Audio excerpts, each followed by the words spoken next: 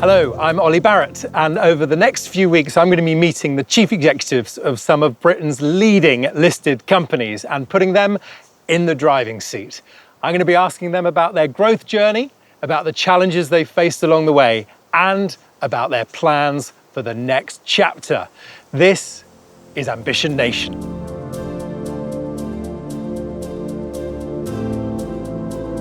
Hello and welcome to Ambition Nation. In the driving seat today is Paul Swinney, Chief Executive of Tristel. Paul, welcome. Hello, Ollie. Hi. It's great to meet you in the driving seat, and I've got so much I want to cover, but essentially you're in the business of infection control, keeping things clean and healthy. Just remind us what it involves. Well, we have a chemistry, we call it chlorine dioxide, and it's a very powerful disinfectant. So we use it to kill microbes and stop their transmission from patient to nurse or doctor. That's what we do. So it couldn't be more topical, because on the mind of everyone on the planet in 2020 is this surface clean? It is. I must say though, Ollie, we do surfaces, an important part of our future, but what we've really majored on is to ensure that instruments that are used in examinations on you don't transmit a microbe from one person to another. And so already we're in hospital at that point. We're absolutely in the hospital. Our total focus is in the hospital. Yeah, and of course, just zooming right out, cleanliness in hospitals has been important for decades and centuries. What was it about the Tristel technology that was a bit different? Well, the chemistry, this molecule, chlorine dioxide, has not been used in hospitals, not for the purposes that we use it. Technical term, but we call it an oxidizing agent, and it means that it's incredibly powerful and kills the broadest spectrum of viruses, bacteria, spores. So that qualifies it for the disinfection, high-level disinfection of medical instruments. And that's what we kind of stumbled across way back in 1993. It's been a long journey to make it what it is today and have the recognition that it has today. So it's been an extraordinary journey. From 1993, you floated the company in 2005. Just what growth inflection point, if you like, really stands out on that whole ride? Well, on a kind of 27-year journey, there have been quite a few, but there's one that sticks out for me and for the rest of the company. It would be just before we floated, about a year beforehand. And like many startup businesses, we had very little knowledge of what we were doing. We copied with our chemistry in terms of format and created a product that was a mimic and a substitute for the most widely used product of its type at the time. And it was a major US multinational company's product. And we were doing pretty well. We had a couple of £1 million in turnover. It started a bit of a twinkle in the eye that we might be able to take this public. And we were in, I remember it well, I was in the car park at Kettering General Hospital, and the infection prevention nurse phoned me, got me on my mobile, and said, I've got another type of instrument that I wouldn't mind disinfecting with your chemistry.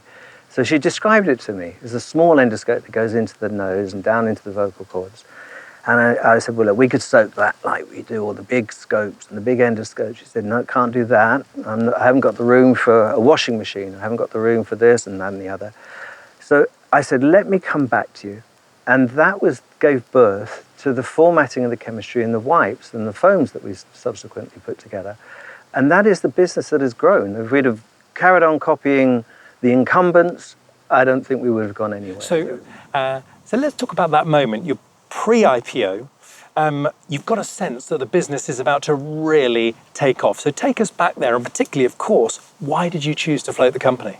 We knew that we had virgin territory here that we could really exploit. And the signs were there that we could run the business. Why did we go public? That's an interesting question. Obviously, we were going well and thought we could go even further and faster.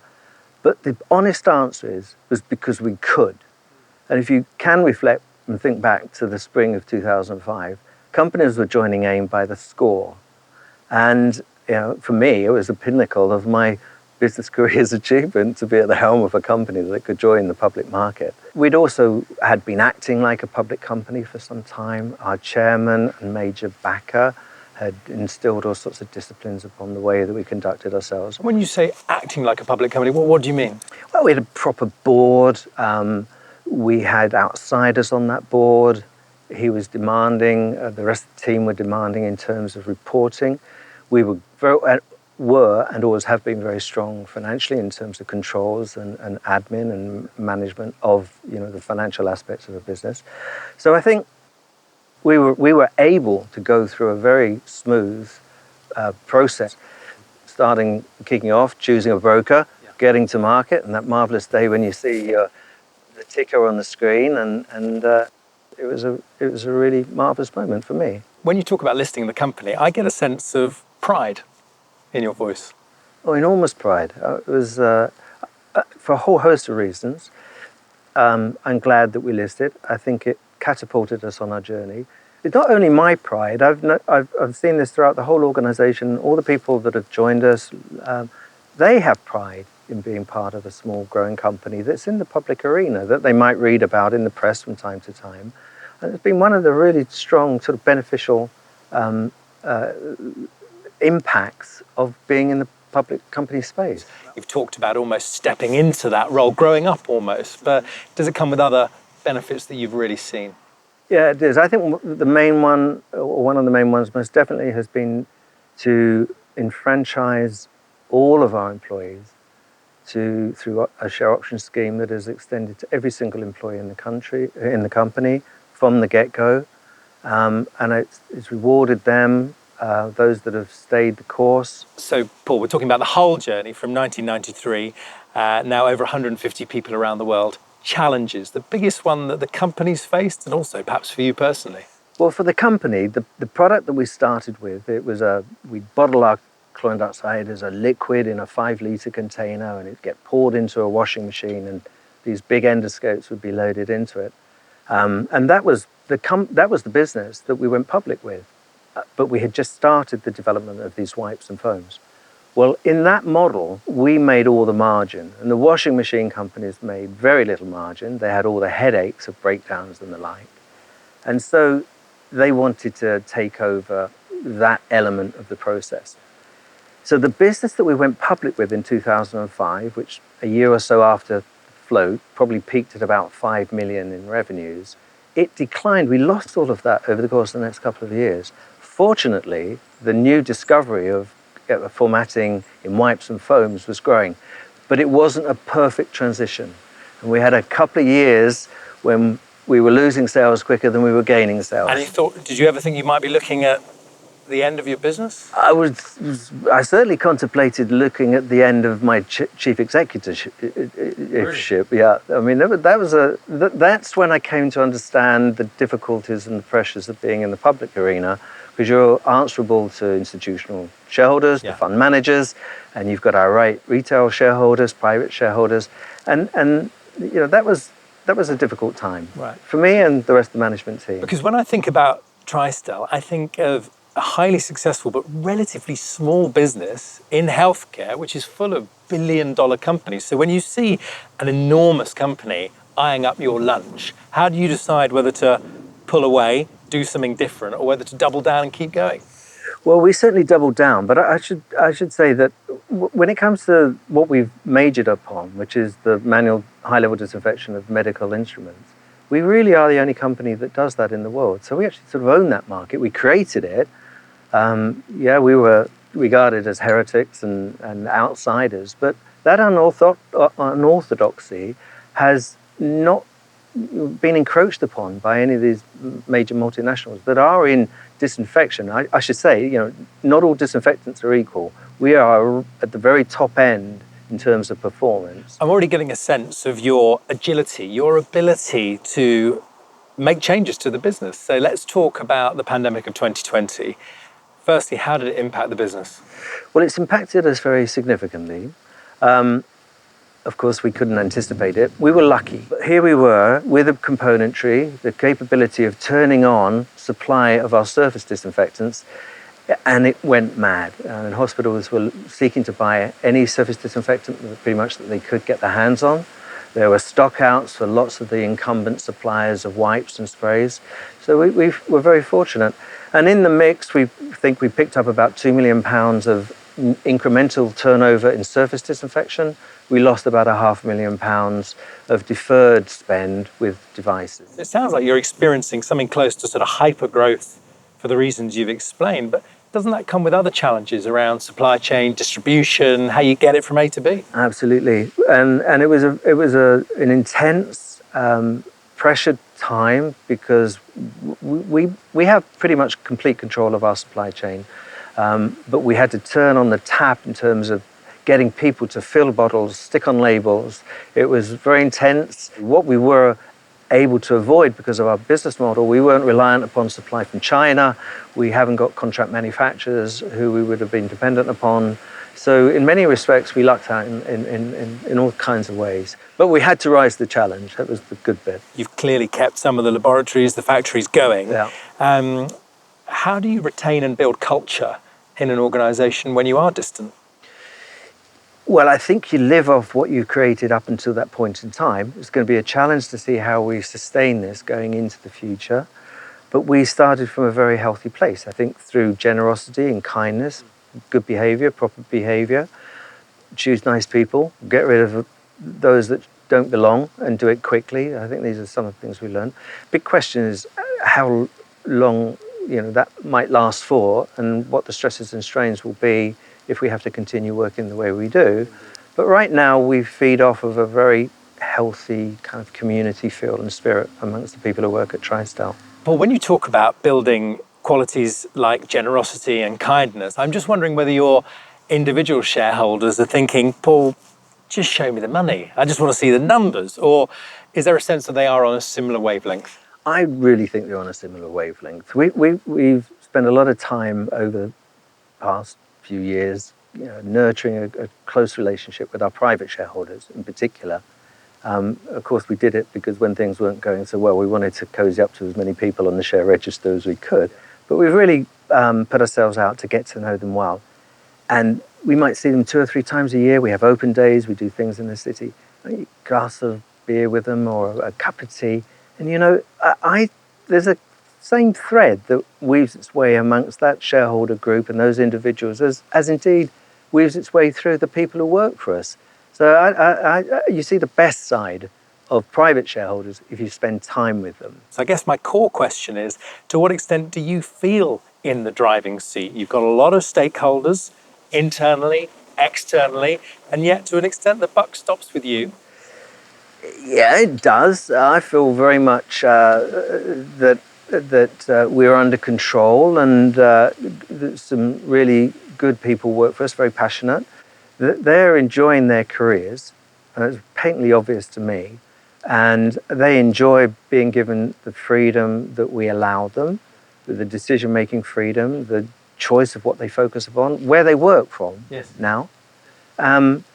So I feel, I'm in this car, and I feel like I've got a good bunch of passengers that are helping me on my journey. So I'm fascinated by how these decisions get made. You've got a fantastic team, you've got all these shareholders and stakeholders.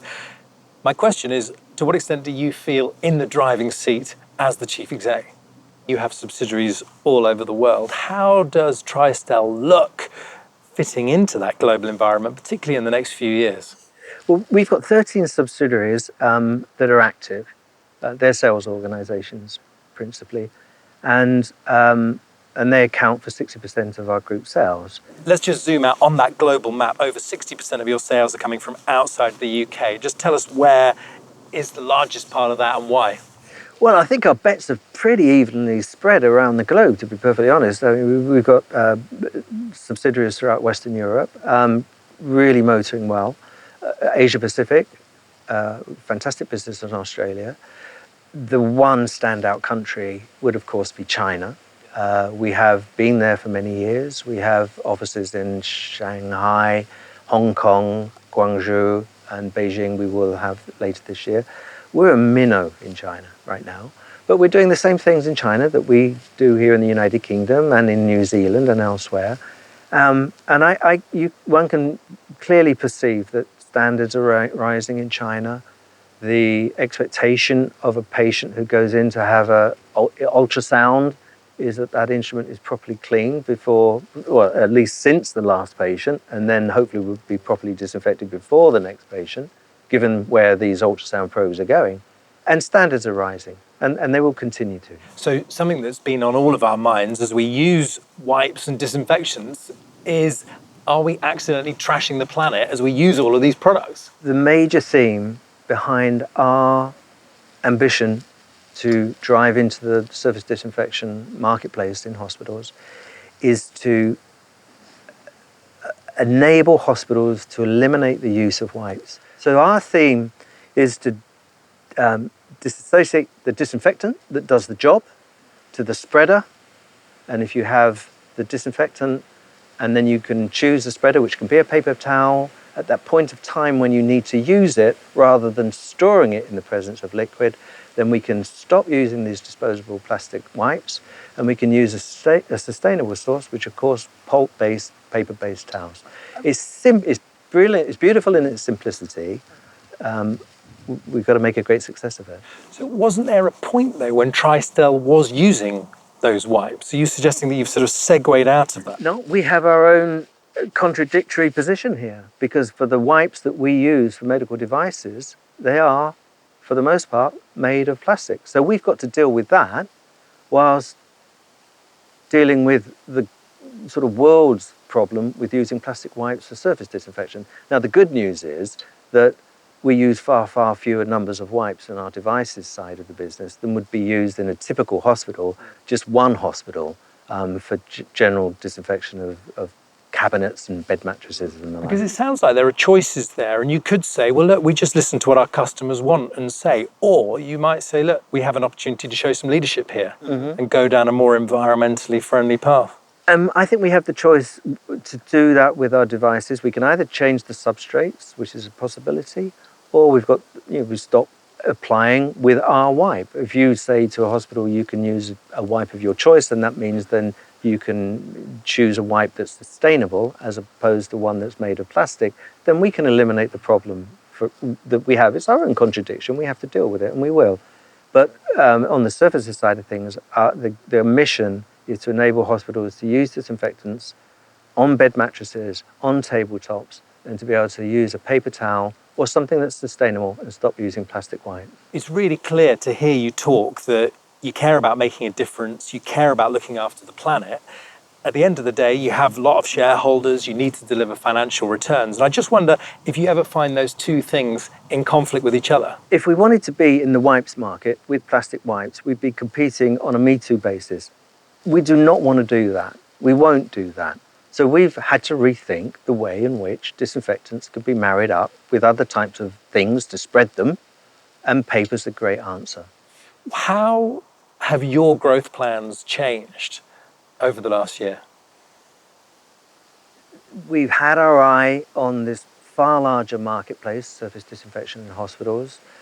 We've been given a glimpse through COVID, of the uptake and what it means to revenue and profit. And I have a stronger commitment and conviction, as does the rest of the organization and all of the team, to making a great success of our move and direction towards surface disinfection in hospitals, without neglecting what the core business is, which is medical device disinfection.